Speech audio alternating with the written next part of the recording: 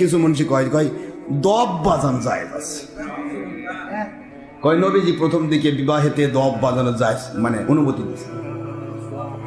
তালাআল বাদরু আলাইনা মিন সানিয়াতিল বেদা, সুবহানাল্লাহ, ওয়াজাবা শুকরু আলাইনা মাদা লিল্লাহি দা।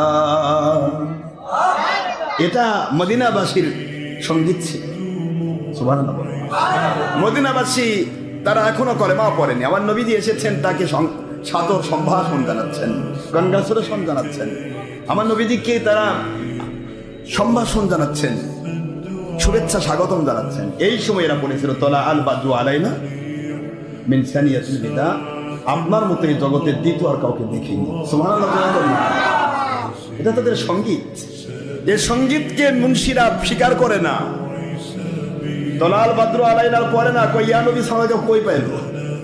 আবার এখানে যে দব বাজাইছে তারা, ওটা আবার দলিল নিছে। দেখেন ব্যাপারটা দেখেন, আপনারা কি বুঝতে পারতেছেন? আমার একই জায়গাতে তলা আল বাদরু আলাইনা আমরা মিলাদে কিয়ামে পড়ি, ওটা মানবে না, এই বেদাত। আবার ওই একই জায়গায় দব বাজাইছে, দব বাজায় তারা এটা পড়ছে, এই দবকে করছে, এটা যদি জায়েজ না থাকতো তাহলে নবী তো বলতে না জায়েজ করে করছো কেন? নবী নিষেধ করেনি, যা করে জায়েজ। কি বুঝলেন আপনারা বলেন? আমার নবীজি প্রথম জীবনে এটা তারা করেছে, এটা তারা অন্য ধর্মাবলম্বী হিসেবে করেছে না নবীর উম্মত হিসেবে করেছে? কথা বলছেন নাকি? নবীজির উম্মত হিসেবে করেছে। নবীজির উম্মতের জন্য উম্মত হিসেবে করার মতো কোনো ক্যাপাসিটিই নেই, কারণ হুজুর বলেছেন বইস্তুনি কাসতিল মাযামির ওয়াল আসনাম। এই মাযামির শব্দের অর্থ পৃথিবীতে জাত দিয়ে বাদ্য তৈরি হয়।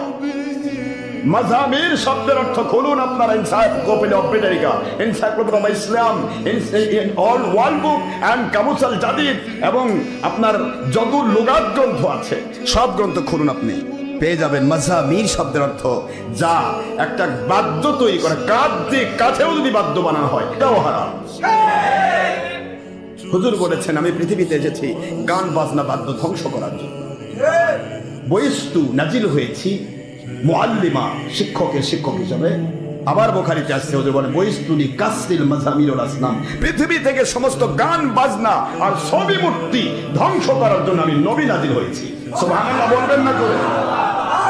তাহলে হুজুর সাল্লাল্লাহু আলাইহি ওয়াসাল্লাম বুখারীতে যে হাদিস বললেন, এই হাদিস হবে আগেকার সকল যত অন্য ধর্মাবলম্বী হুজুরকে কনগ্রেশন জানাচ্ছে ওই সমস্ত কথাগুলি হুজুর কোনো নিষেধ করেননি, প্রথম কনগ্রেশন করেছে।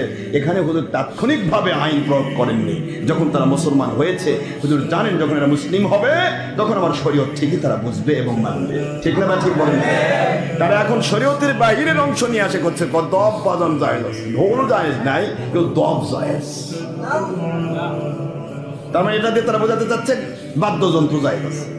তো দব যদি জায়েজ হাত দিকে ফাঁকা, তাহলে সিরিন্দা মিরিন্দা সাতারা দোতারা 22 তারা 24 তারা 1 তারা এরা তো আরো ডবল যায়।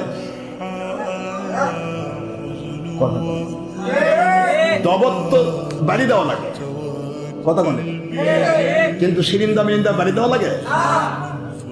টুনটুনা টুনটুন ওটাও ঠিকই আছে, কথা বলছেন না কেন?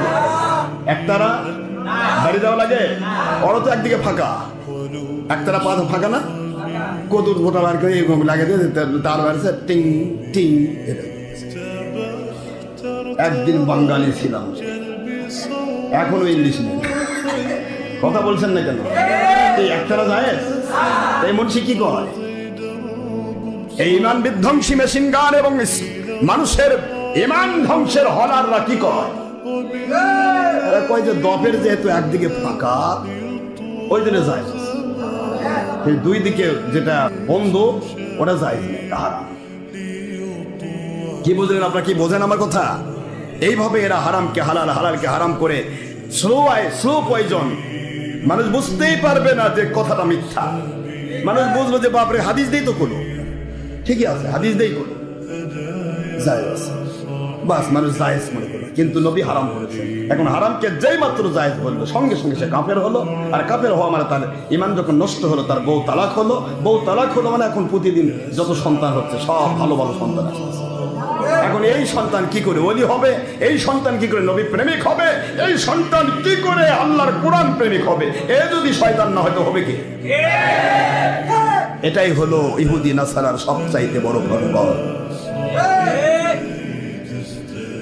যাদের উদ্দেশ্য খারাপ। এদেরকে মানা যাবে আব্বাজান?